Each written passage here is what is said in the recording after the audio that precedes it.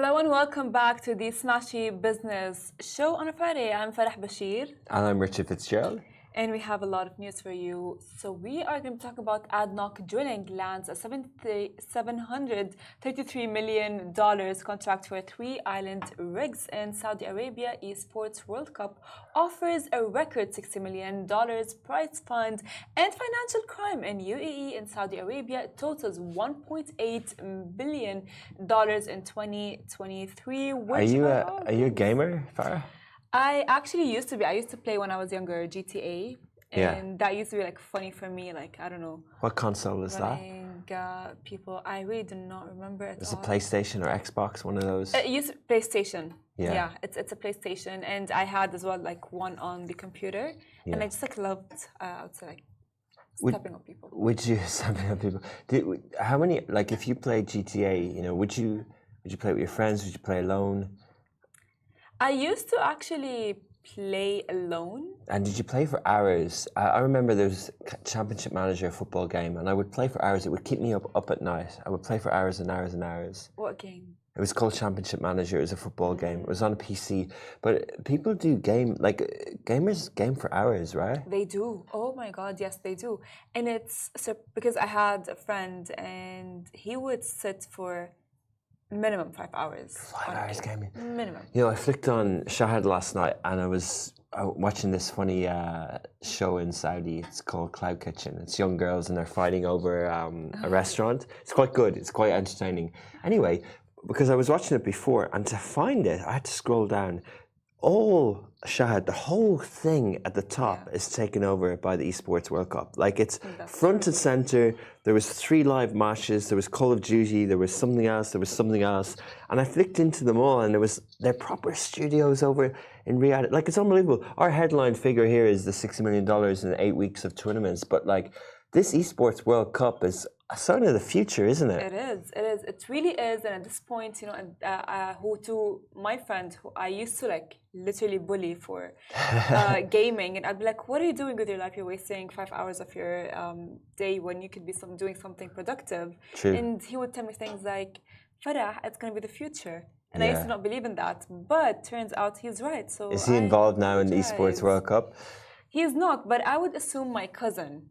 Would want to be or would be interested. Check out that, guys. Check out Smashy Gaming on Instagram and stuff because we're going to go big on this over the next 2 months. Like, there's just so much going on there. There's prize money. Obviously, Turkey Al Sheikh did an announcement of this money, but you know we know that MBS Mohammed bin Salman, the Crown Prince of Saudi Arabia, is a gamer. He was interviewed famously by Fox in Sindala and Neom on the island last year, and they asked him, "What do you do for your downtime?" And he said, "I play games." And so, you know, when you've got the future king of the kingdom, who's a gamer, and you've got this inaugural World Cup, like, you know, the Euros are on in football at the moment, and people assume that these tournaments have been around forever. And obviously, you know, we have Wimbledon's on, we have the Olympics coming up. Last week we had the T20 Cricket World Cup. And, you know, 18 months ago or 2 years ago, there was the Qatar FIFA World Cup in Qatar, and you know, I just like to put these things in perspective. I have a point here, right? But the trophy for the FIFA World Cup is called the Jules Rimet Trophy. Jules Rimet was a person, and the trophy was named after him. The inaugural tournament was 1930, less than 100 years ago, but 100 years ago.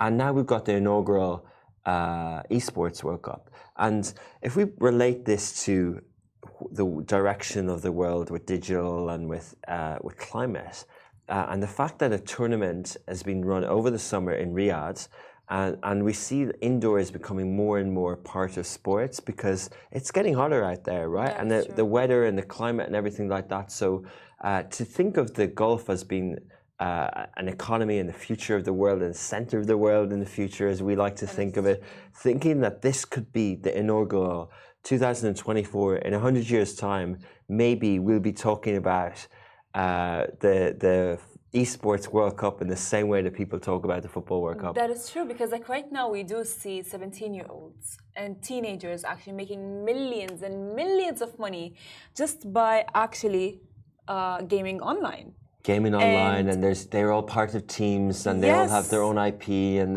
they're all streaming, and many things. and they train a lot every single day as if like it's a championship. And not only that, like I think the main games that I've heard about from my cousins who are boys that just keep that their heads are in the computer all the time. Fortnite. Fortnite's a big one. Roblox is And a big one. yes, oh my God. And I would like try to understand them and try to like get in the vibe with them. But it's very interesting. Of course, Yeah, it's I used to love when I was a kid. We had, I think it was even before PlayStation, but we used to play Super Mario Brothers and stuff. yes. My favorite game was at the time, I think a Nintendo 64. I forget which one, but was the Teenage Mutant Ninja Turtles. I love that game. This is going back like a good 20 that's years. one thing. Maybe I don't think I would. I think I was like still 30 like years. young and probably like just like thinking of something else. Yeah. But speaking of that, actually, we have. Let's jump to the main news of Saudi Arabia hosting the Esports World Cup, Yeah. which is very exciting. So, if you guys don't know, so Esports World Cup features $60 million prize pool, the largest total prize pool in the esports history. Speaking of esports, which is very exciting, and as well, the tournament has captured significant global attention from the gaming and esports community, promising to make a substantial impact.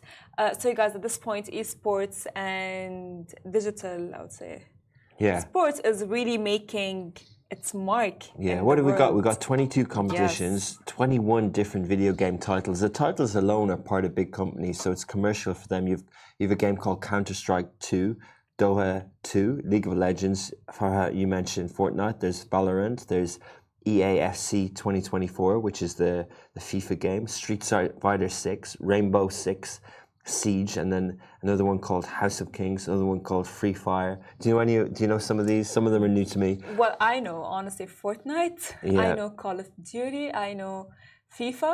Yeah.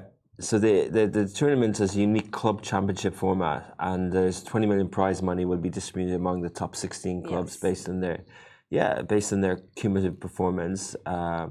There's the Doha 2 tournament, known as the Riyadh Masters, 20 teams. Teams are known as Team Liquid, Team Falcons, Betroom Team. You also have top ranked teams, which we've heard of before. FaZe Clan are actually listed on the stock market in the US. You have G2 Esports, Team Spirit, Nasus Vincere, if I'm pronouncing them correctly.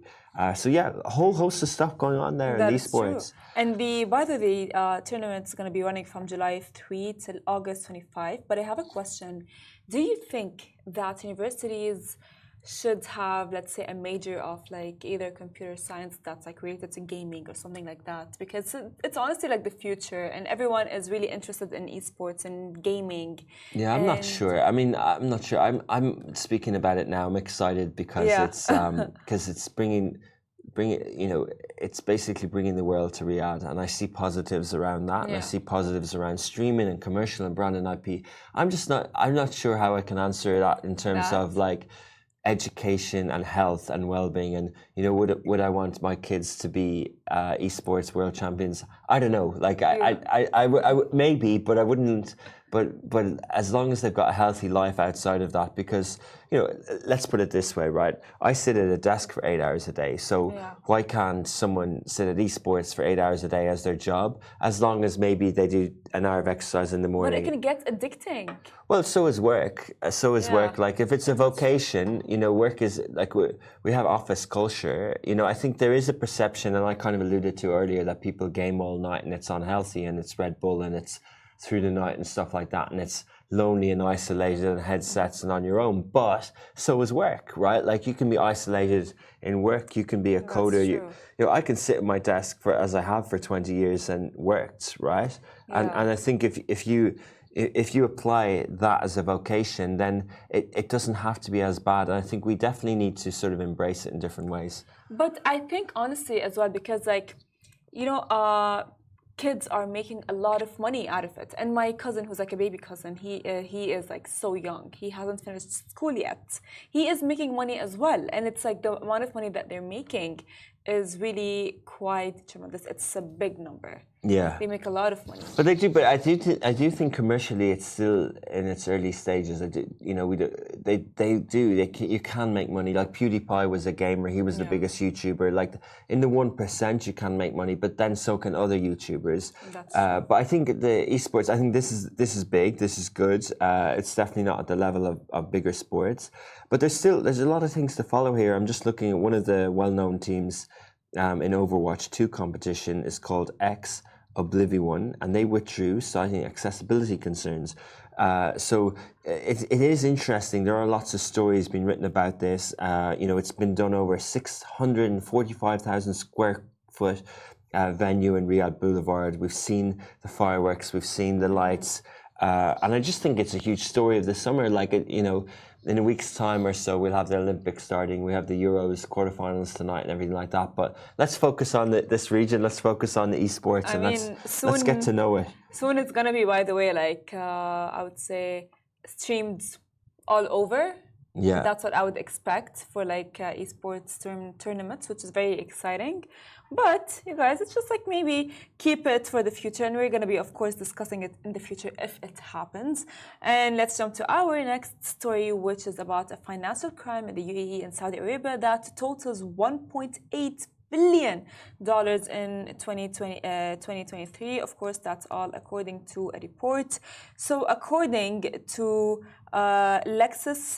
Nexus Risk Solutions, the true cost of financial crime compliance study in Europe, this Middle East, Africa, published in March 2024, the combined financial crime compliance cost in Saudi Arabia and the UAE reached $1.8 billion in 2023, and nearly all financial institutions in these regions reported shouldering increased costs for financial crime compliance. And the three biggest drivers of increased compliance costs are labor, technology, and outsourcing.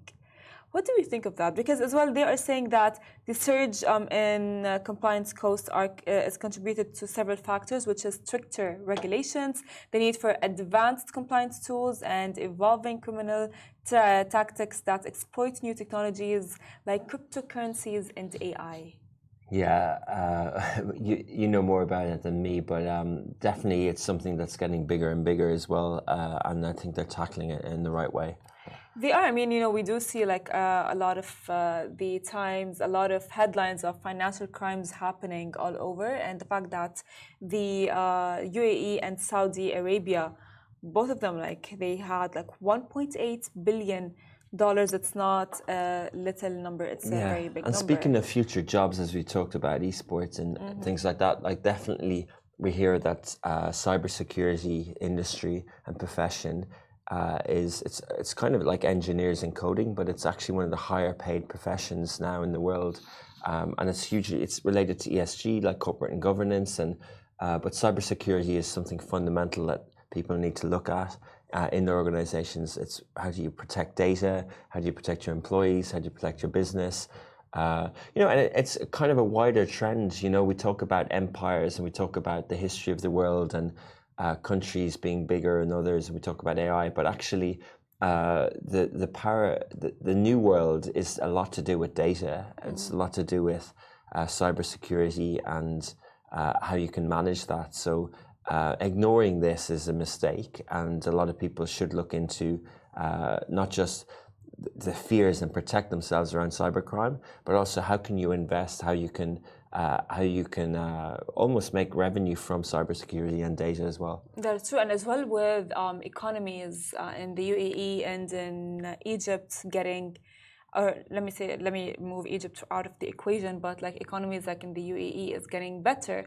So cybersecurity, as you said, is very much needed, and a lot of people are actually becoming victims of people with all of these hackers and all of these, I would say, scams that are all around. And as you said, the cybersecurity is very essential. And again, with the financial crime that happened in the UAE and Saudi Arabia that totaled $1.8 billion in 2023, in that case, cybersecurity is very essential. And as well, which brings me to wonder, what are the future, let me say, jobs for the UAE, other than cybersecurity and data and journalism, not journalism, let me say data, AI, and cybersecurity?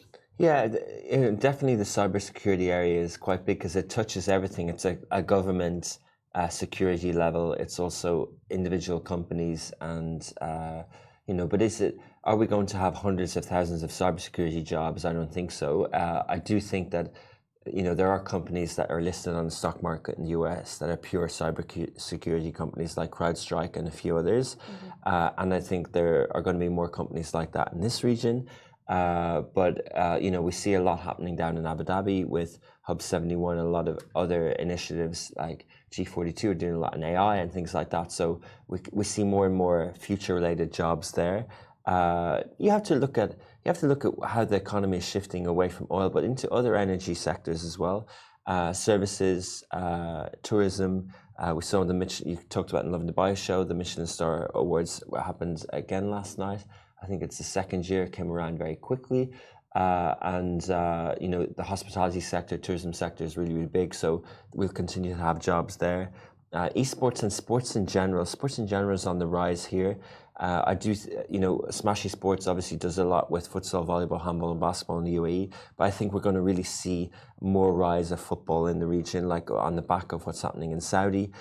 So sports in general, bigger tournaments, more events, international events. The FIFA World Cup is coming up in Saudi in 10 years, and a lot of sports-related industry, wellness, a lot about wellness. The construction and developers know, and hospitality know that. I was at ATM this year, and a lot of the hotels have wellness-focused offerings. A lot of the bigger groups, when you go to a hotel, it's not just about is there a nice pool and is there a nice restaurant. It's, well, okay, what time are classes at? Do you have a nice yoga studio? Do you have this? Do you have that? Like all those sort of things are up and coming. And that's the same with developments, right? We talked before that Emaar have a new brand called VO where they're putting their own wellness centers into the developments, livability, quality of life, like all these sort of things. So you can look across. I could go on. I could talk about education. I could talk about health tech. Yeah. The macro themes you could talk about, but it's hard to predict.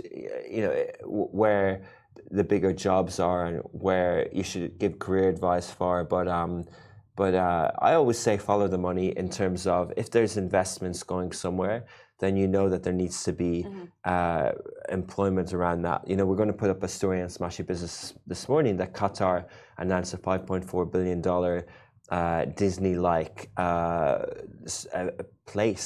venue that's a couple of kilometers north of Doha on the coast. And there'll be construction jobs there. There'll be hospitality jobs there. Riyadh has a lot of initiatives as well. So I think follow the money, but also with a pinch of salt. Like before, we saw a lot of investment in blockchain and crypto, but it hasn't fully manifested in a lot of jobs yet. But potentially. I mean, yeah, it is really exciting. But I personally think that with the news of the financial crime is that there will be a lot of investment happening regarding that for a solution. And I think it's going to be AI focused, to be very honest with you.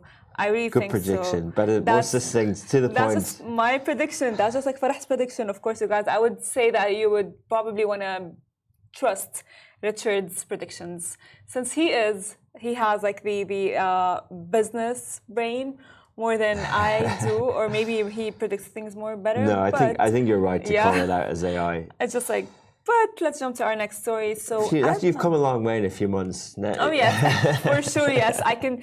I mean, even the way that I think and speak has been different. I'm noticing that.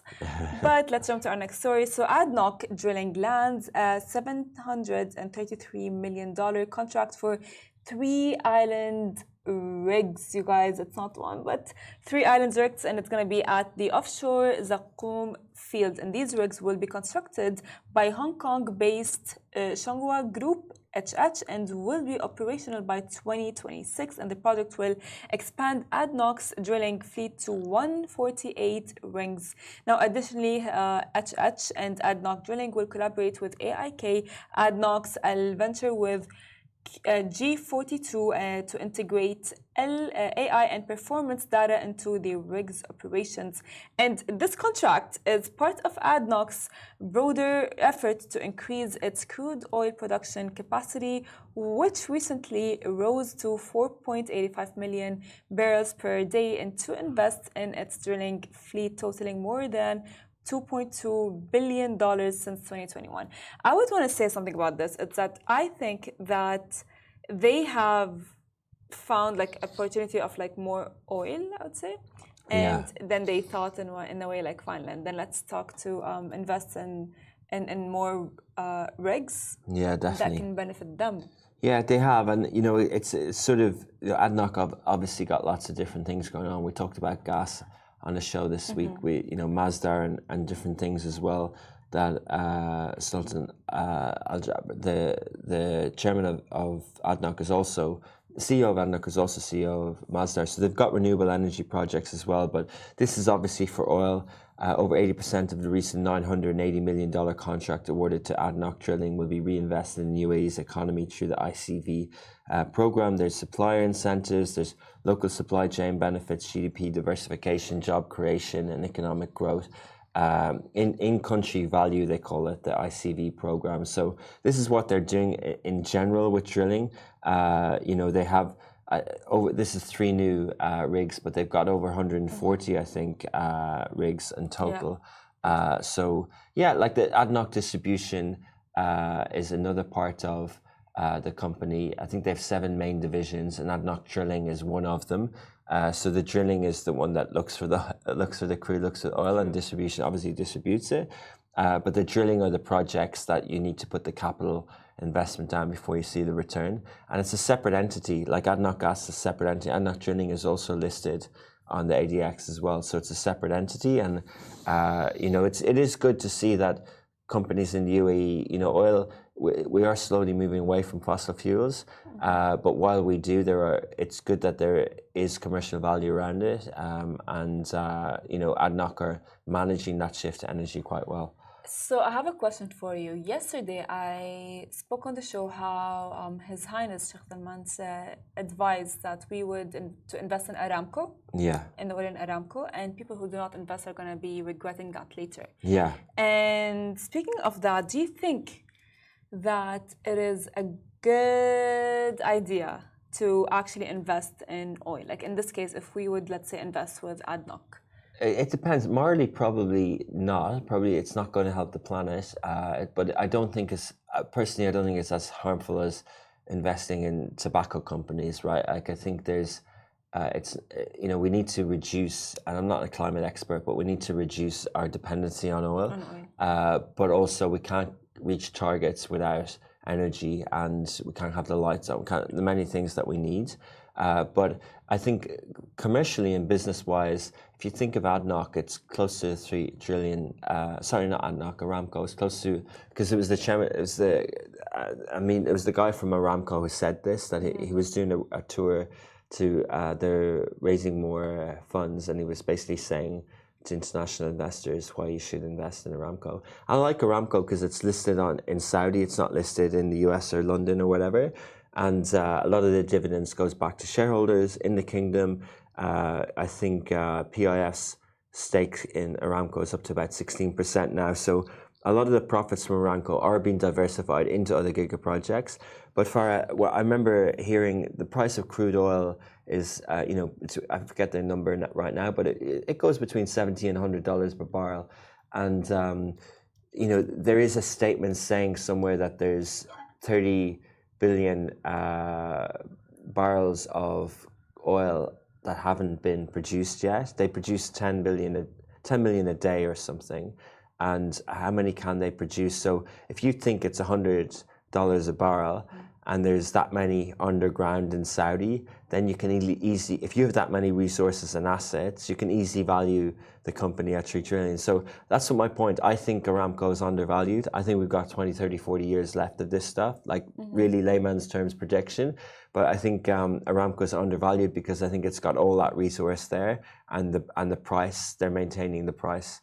But one thing, and the cost of production is cheap. Yeah. But one thing that confuses me is that, countries like Saudi Arabia, the UAE, and several other countries have environment in their equation for their vision of 2030. Yet they still are actually working with oil and actually telling people to invest in oil. How would you? It's kind of like confusing, you know. It's a contradiction, yeah. There's Yeah, definitely a bit of a contradiction here, but again, what provides energy to the world, what provides energy is oil. So oil. until we have replacements of energy, then Yeah, the shift to renewables is happening. We're looking at electric vehicles, looking at hydrogen. We're looking at other things that are better for the planet and the environment. And these are the big topics that were discussed at COP28 in the UAE last year. And there's a lot of experts who look at this all the time. And I think there's a lot of pressure on countries and companies who run these companies to have plans in place. But I do think the UAE and the Saudi, although they've been known as oil-producing yeah. rich countries, that they are shifting their economies away from oil. And when they're less dependent on oil profits, then that's good. Exactly, that's my point. Is that they're telling people to invest. However, they are shifting from oil to a greener community. However, you guys, this brings us to the end of our show. Thank you all for tuning in, and don't forget we do go in podcast form in case you've missed it. And see you next Monday. Take care, guys. Thanks a lot. Bye bye.